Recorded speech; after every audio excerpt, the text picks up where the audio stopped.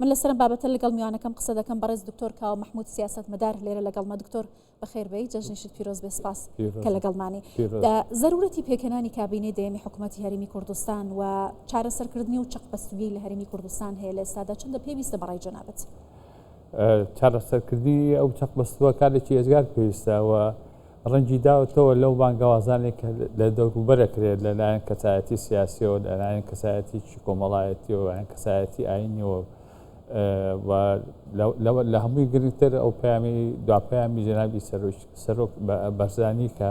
پەیوەندی بەم بابەتەوە هەیە. دەمێنێتەوە ئەمەژە بۆ بکەین کە ڕەوشی ئەم چەقبەستووە لە ڕاستیدا ڕەوشێکی چاوەڕاکراوە بە بۆشوونی من و خۆکارەکەی گەڕێتەوە ئەو قۆناغی گواستنەوەی کە لە پێشتر لە کابینەی پێنجەمی حکوومەتی هەرێمی کوردستان کە کابینەکان یەکیان گرتەوە و بەرنمەیەکە بۆ قۆناغی گواستنەوە ئەوە ئەو بەرنمەیە کە یەکبوونی هەموو ئیدارات بوو و جگەلەوە بنیانانی دامەزراوەکان بوو کە هەموو لایەنەکان دەگرێتەوە بە پێشمەرگە و بە ئاسایش و بە بوارەکانی ترۆ کە زۆر باسی لێوە کراوە.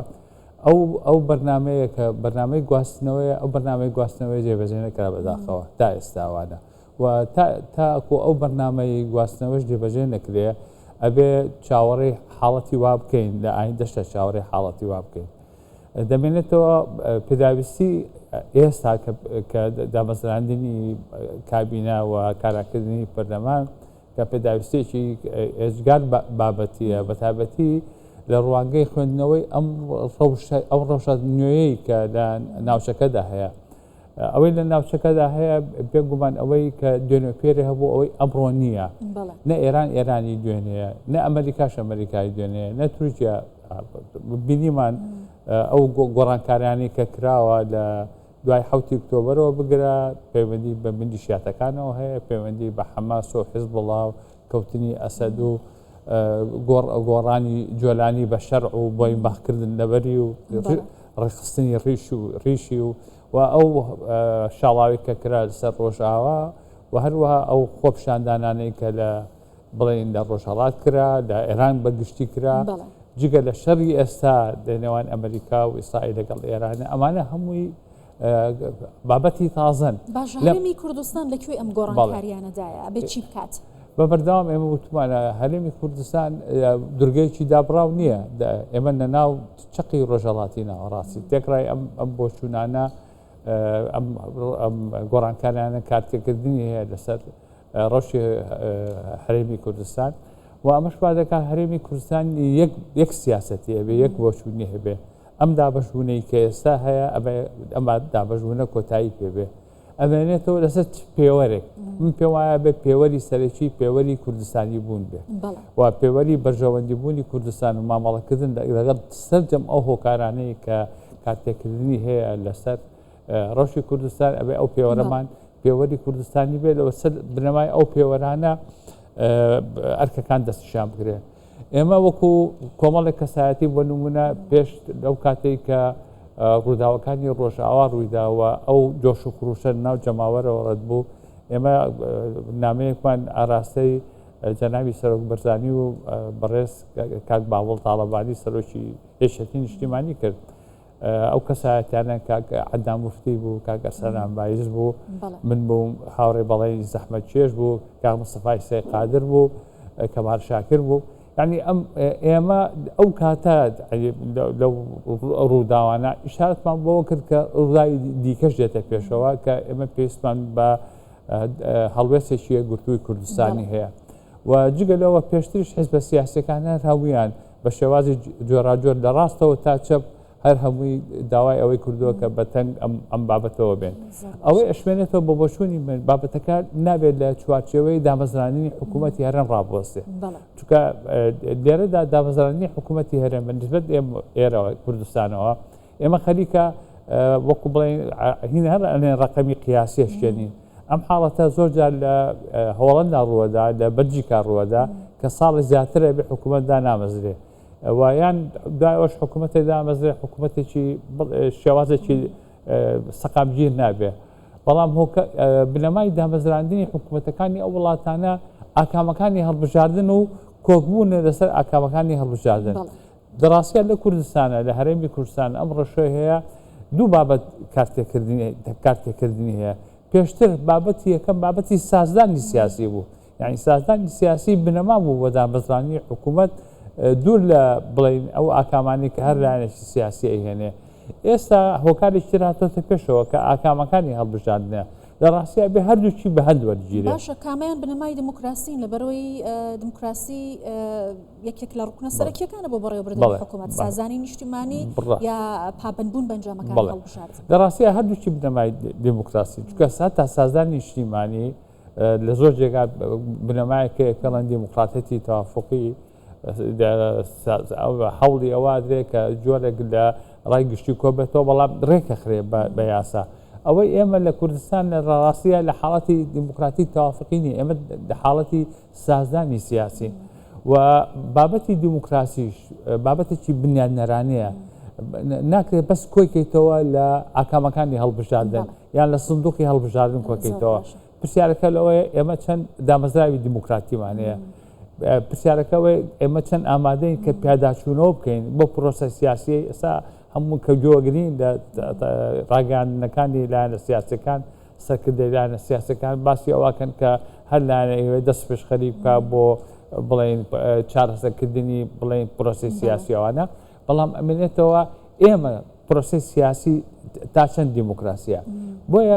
ڕاستی ئەبێ ئەمە ئامادەبوونی ئەومان هەبێت کە پیاداچوونەوە بکەین بە خودی پرۆسی سیاسی خۆمان بە شێوەیەکی ڕەنگەگرانە و هەرسەنگانی بۆ بکەین. باشە دکتۆر پێت وایە ئەم جموجۆڵە سیاسیانە ئەم داواکاریانە دەست پێشخەریەکان بە تایبەتی کە ئێستا پارتی دەست پێشخەری کردو دوای جەژن لەگەڵ یەکێتی کۆبێتەوە کە لایەنی سەرەکی پێکەنەری حکوومەتن وەروەها لایەنەکانی دیکە ئەنجامێکی لێ بکەوێتەوە لە بەرەوەی ئەبینین لە عێراق لەسەر ڕای ئەو کێشە و ئاڵۆزیانە کە لە نێوانیاندا هەیە بەڵام لە ئەنجامدا ئەگەنە ڕێککەوتن و حکوومەت پێک دەهێنن. لە عێراقدا ئەگەنە ڕێککەوتن چونکە بڕیاریان بۆ دەرچێکەکەنە ڕێککەوتن لە ڕاستیە. ڕاستە ئەگەر بە شێوەیەکی شکلی تەماشای بکەیت هەموو شتەکان لە چوارچێوەی ئەوەی کە دەستشان کراوە لە بڵێن لە دەستورە یان لەو قانون لەو یاسانەیە کە ئەو بابەتە ڕێکەخە، بەڵام دەمێنێتەوە لەو کاتەوەی کە دوای 2003 و 2005 تا ئێستا کە حکوومەتی عێراق ڕێکخراوانە ئەو حکوومەتە من پێم وایە حکوومەتی دەرەکی بڕیاری داوە لە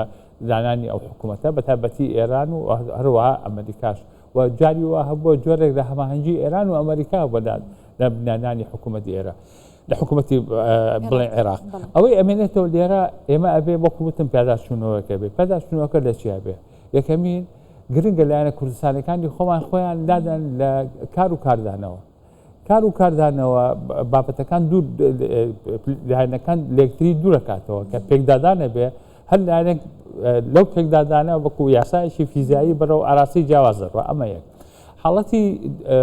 دووەم چۆن دەستنیشانی ملبنانێ سەرچیەکان نەکرێ و چۆن ئەوەیە کە هەر لایەنێکی سیاسی نەچێتەوە شەڕێک کە ئەزانێت لە سەرەتاوە ئەو شەڕە ئاکامەکە لە بەرژەوەندی خۆیان نییە.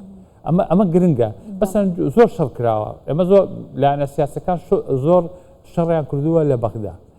جاری وایە ئەو شەڕانە ئەگەر حتا لە بەرژەوەندی حزبایەتی بەرتەسک تەماشاکەی سێرەکە حزبێکی سیاسی چێتە ئەو شەڕەوە بەڵام لە کۆتایی ئەو شەڕە ئەزانێت لە بەرژەوەندی خۆشیان نییە. ئەگەر وا بزانێ ئەمە ئەبێتەوە هۆکاری ئەوەی کە لەناو خەڵکەکە زیاتر بڵێ پشتگیری خەڵکەکە ڕاکێشێ لە ڕاستی جۆرێک لە دابەشبوون هەیە. جاری وایە بەداخەوە ئەو حاڵەتە هەیە ماوەیەکی زۆریەوێ کە هەرکەس لایەنێکی سیاسی کە ئەزانێت سەرکردەکەی خۆشی غەڵەتیشی کردووە بەڵام جۆرانە هەر پشتگیریەکە. باشە دکتۆر پێت وایە ئەو دابەشبوونە ئەوەندە قوڵە ئەو دوورکەوتنەوە ئەوەندە مەوداکەی زۆرە کە ئیتر هیچ ئاسۆیەک نەمێنێ بۆی کە بڵێن بە زووترین کات بتوانین لێک نزیک ببینەوە یا ئەم کێشانە چارەسەر دەستنیشانکردنی کێشەکان و دابەشبوونەکە گرنگە چونکە ئەم دابەشبوونە جاری وایە پەیوەندی بە شوناسەوە هەیە. ئێمە لە کوردستانە گرفتی شوناسمان هەیە. ئێمە شوناسە لۆکاڵەکان ئەگەر شوناسی ناوچەیی بێ ئەگەر شوناسی حزبایەتی بێ ئەگەر شوناسی عەشیرەت و چی بێ هەر هەمووی باڵاترە بەداخەوە لە شوناسی کوردستانی و ئەمە کێشەیەکی گەورەی بۆمان دروست کردووە. گرنگە ئەو حزبە سیاسیانە کە لەمە حاڵەیە بێ یەکەمین نەچێتە شەڕێک کە ئەزانێت پێشەوە ئەو شەڕە دۆڕاوە. دووەمین هەر شەڕێک ئێمە لە بەغدایەکەین براوە و دۆڕاویتیان نییە لە ڕاستیە هەر لایەنێکی سیاسی کە لە بەغدا شەڕەکە لا أخيرا لنوان خوانا لا أخيرا همي دوراوا أبي أو ما لبرشابه كينا كردستان أو لو حالتها دبي تقرأ أم قرآن كاريانا لبرشاب قرين براسي أكبتم جاني أمر جاني جاني وانا هيج أولانا السياسيين جاني وإيمش دراسية إيمش بيجي إيمش قرصاي إيمش شواتي ما مالك الدنيا إيمش يديروا بيرينيا لبروا ناكري تكب أمنته أو هاو بمعنى كدرس شكله بنون أجا بارتي درس شكا أجا شيء درس شكا لبغداد دراسية هرهم هاو بمعنى بابوشوني من هاو بمعنى تكتيكي كاتي زور كرت خانن هيشي درج خانين وهر هموشي لخدمتي بغداد لأن كان بغداد هيشي لخدمتي إيمانية عند أجا شيء كان أجا بارتيك على باريو اگر هاو پیمانه درک یکانش باس بکن بون من کمالگینی و دولتی امریکا ولاتانی اروپا برادی کی باش هاو پیمانیان لگل هرمی کردستان هی پالپشتی دکن او یکرتوی تا چند کاریگری لسر تیروانینی هاو پیمانه کان من بالنسبه هرمی کردستان دو باری گرینگه اولا یک باری کم ابي اما تجنيك معناه بسبارت باستراتيجي نتوي اولات هذا كان بتابتي استراتيجي نتوي امريكا كدوا استراتيجي تصالي لنوفمبر 2020 بريادراوا وبزانين او شلون تماشاي روجلاتي نارسكا تو ازاني اما قبرين او دقي